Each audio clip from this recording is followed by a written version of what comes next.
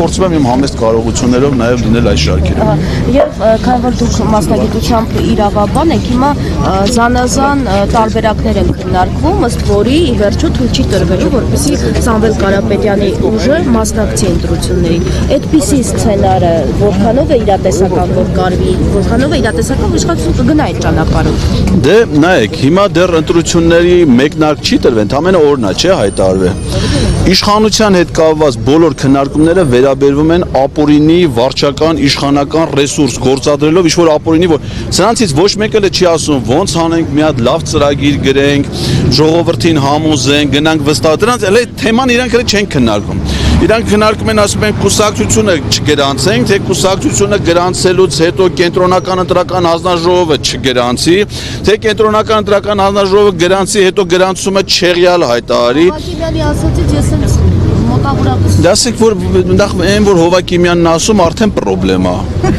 Հովակիմյանը ով է, չի ասե Հովակիմյանն եղել է հայկական ժամանակ օրաթերթում լրագրող առանց լրագրողական կրթության, որից Նիկոլ Փաշինյանն է նույնիսկ դժգոհել է նրա լրագրողական աշխատանքի որակից։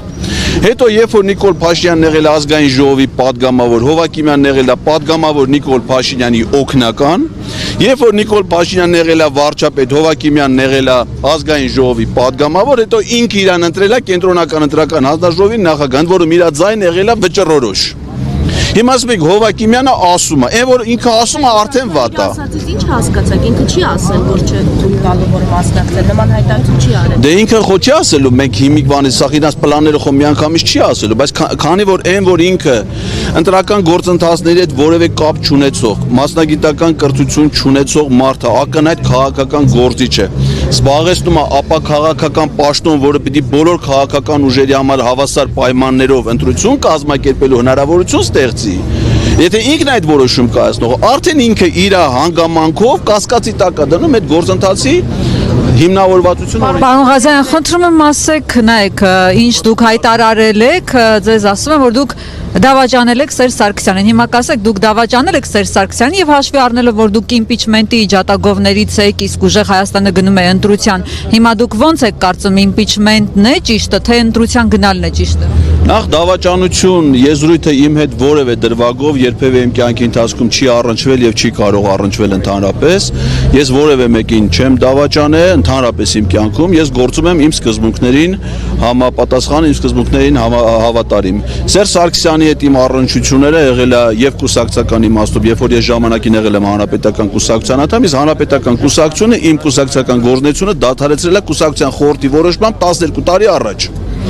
Երբ որ ես Լեհաստանում Հայաստանի դեսպան եմ, այսինքն այդ ժամանակվանից ես կուսակցական չեմ, օբյեկտիվ հանգամանքներով պայմանավորված, հետևաբար որևէ դավաճանության, որևէ բանի մասին խոսքել ավելորդ է։ Ինչ վերաբերում է իմպիչմենտի գործընթացին, ես կարծում եմ, որ դա շարունակում է մնալ մեր ներքաղաքական օրակարգի այս պահի ամենագլխավոր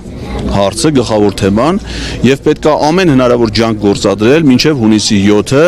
Նիկոլ Փաշինյանին ազգային ժողովի կողմից անվստահություն հայտնելու համար։ Դա падգամավորների պարտականությունը ոչ մի պարագայում չի հակասում, ավելին մեկը մյուսին լրացնում է, այսինքն այդ գործընթացի ակտիվ պահելը, այդ գործընթացի ակտիվ քաղաքական որակ հաղորդելը մեծապես անդրադառնալու է նաեւ քաղաքական մյուս process-ների վրա։ Ես մինչև հունիսի 7-ը Նիկոլ Փաշինյանին անվստահություն հայտնելու հնարավորություն են ազգային ժողովի падգամավորները, որովհետև իմպիչմենտ նրանք կարող են անել։ Եթե դա իրանց չհաջողվեց, ապա հունիսի 7-ին դա կանի Սամվել Կարապետյանը։ Դուք Քոչարյանին քննադատում եք, որ ընտրությունների մեջ է թաթախվել մինչդեռ իմպիչմենտի փողոցային ճանապարհով ճնշումների տարբերակ կար, դուք այդ տարբերակն եք ճիշտ համարում։ Հիմա դուք միացել եք մի թիմին, որը այսպես թե այնպես ընտրությունների է գնում եւ ամբողջ թափով ընտրական գործընթացի մեջ է։ Իրար դրանք լրիվ տարբեր իրավիճակներ են։ Օրինակ Սամվել Կարապետյանը ազգային ժողովի падգամավոր չի, հետեւաբար իրանից ոչ ոք չի կարող ակնկալել, որ ինքը վարչապետին կարա անվստահություն հայտնի։ Ռոբերտ Քոչարյանը փաստացի առաջնորդում է Հայաստան խմբակցությանը, այսինքն չնայած ինքը խմբակցության падգամավոր չի, բայց խմբակցության падգամավորները ընդունում են իր իշխանությունը եւ նրանք չեն իրականացնում անվստահության գործընթաց, այսինքն այստեղ շատ էական տարբեր, այսինքն հնարավորություն ունենաս չանել անվստահության եւ գնաս ընտրությունների, դա այլ բան է, եւ հնարավորություն չունես անելու անվստահության գործընթաց ու գնում ես նրան այլ եղանակով հեռացնելու ջանքեր ես գործադրում, դա այլ բան է։ Եվ չի ագում։ Փողոցով կարող է ճնշման ենթարկել եւ պահանջել, որպեսզի խորհրդանական ուժերը այդ գործընթացը Ցավոք սրտի մենք ունեցել ենք նաև այդ նախադեպը բացասական, երբ որ մայիսի 9-ին Բագրատ Սրբազանին հաջողվեց գեներացնել մի փողոց, որ աննախադեպ էր, որը դեսբան նույնիսկ 18 թվին չէր եղել, եւ ցավոք սրտի անգամ այդ ժամանակ ազգային ժողովի падգամավորները չնախաձեռնեցին անվստահություն հայտնելու գործընթաց։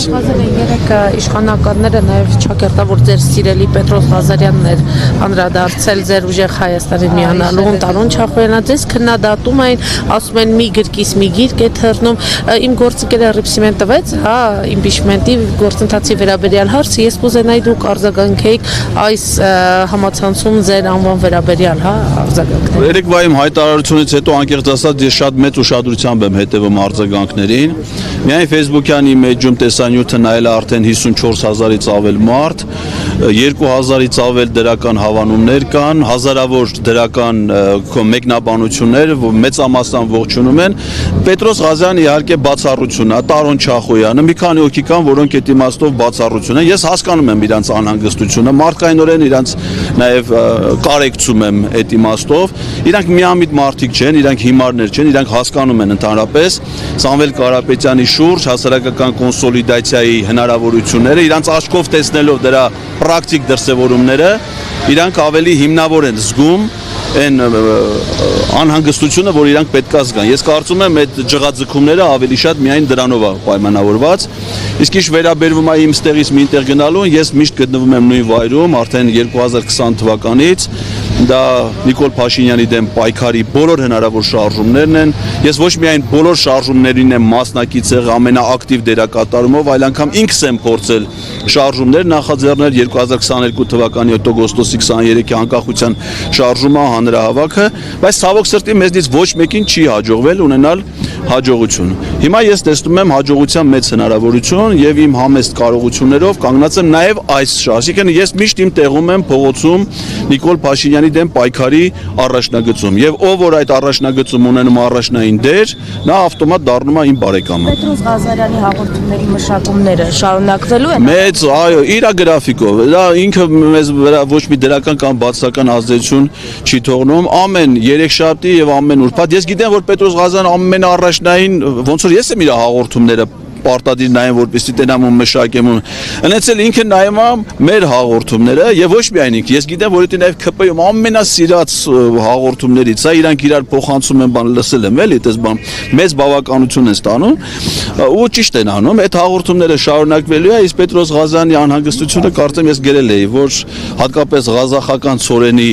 ներմուծումից հետո ինքը ավելի լավ է, ավելի հանգիստ զբաղվի իր հիմնական գործով։ Պարոն Ղազարյան, քանի որ ասեկոսները տարածվում են եւ շահարկվում է նաև այս հարցը, կուզեմ ես մասով էլ սպառեք, մասնավորապես ձեզ ասում են, որ ձեզ խոստացել են արտաքին գործերի նախարարի պաշտոնը, նման խոստումներ, բաներ դուք ստացել եք։ Ես ուժեղ Հայաստան թիմին միացել եմ առանց որևէ քննարկումների եւ առանց որևէ պայմանների, առանց որևէ պայմանավորվածությունների։ Ես որևէ սպասելիքներ, որևէ ակնկալիքներ քաղաքական առումով, հասարակական գործունեության իմաստով չունեմ։ Ես ընդհանրապես ասել եմ, որ պատրաստ եմ այս նախաձեռնությանը ցուցաբերել հնարավոր ամենայն աջակցություն իմ ինտելեկտուալ եւ ֆիզիկական ողջ կարողությունների մասով, որևէ պայմանավորվածություն եւ որևէ մեկի հետ չունեմ եւ անկեղծ ասած չեմ էլ պատրաստվում ունենալ։ Նիկոլ Փաշինյանի իշխանությունից հեռացնելուց բացի, հայրենիքը փրկելու մեր պետականություն ունենալուց բացի, ինձ որևէ բան չի հետաքրում։ Ես պետական բարձր պաշտոններ արդեն զբաղեցրել եմ։ Պետական պաշտոններ զբաղեցնելու ընթացքում իմ կյանքի որակ պայմանները գրեթե չեն տարբերվում իմ հիմիկվա գործազուրկի պայմաններում աշխատելու որակից եւ պայմաններից։ Ես միշտ բարեխիղճ եմ գտնվել իմ պարտականությունների կատարման հարցում եւ եթե ինձ վստահվել է որևէ պետական պաշտոն, ապա ես դարել եմ ամենայն նվիրվածությամբ եւ ազնվությամբ եւ որևէ ակնկալիքներ չունեմ։ Այն ամենայն պաշտոն առաջարկվի, որը կնախընտրեք, գլխավոր դատախազ, չէ, եթե հնարավորություն լինի, ասենք թե իշխանապողը, ընդ որում երկար չէ, մի տարին հերիք է ես նրանցով զբաղվեմ։ Մի տարի ես հատուկ գնացել եմ իրավաբանական կրթություն եմ ստացել, եթե այդ հնարավորությունը երբևէ լինի, մեծ հաճույքով։ Մի տարին ինձ լրիվ հերիք է։ Իրանք շատ չեն, 200 գլուխ բան ընդամենը, եթե 200 գործ ասենք մի քանի դրվագներով, ինձ ամենայն դեպս իմ աշխատասիրության պայմաններում շատ քիչ ժամանակ է պետք դրանք ամբողջացնելու դատարան ուղարկելու համար։ Շնորհակալություն։